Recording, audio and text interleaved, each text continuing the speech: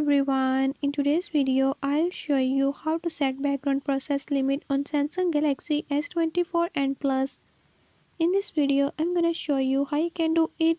If you don't want to miss what's coming up, hit the subscribe button and ring the notification bell.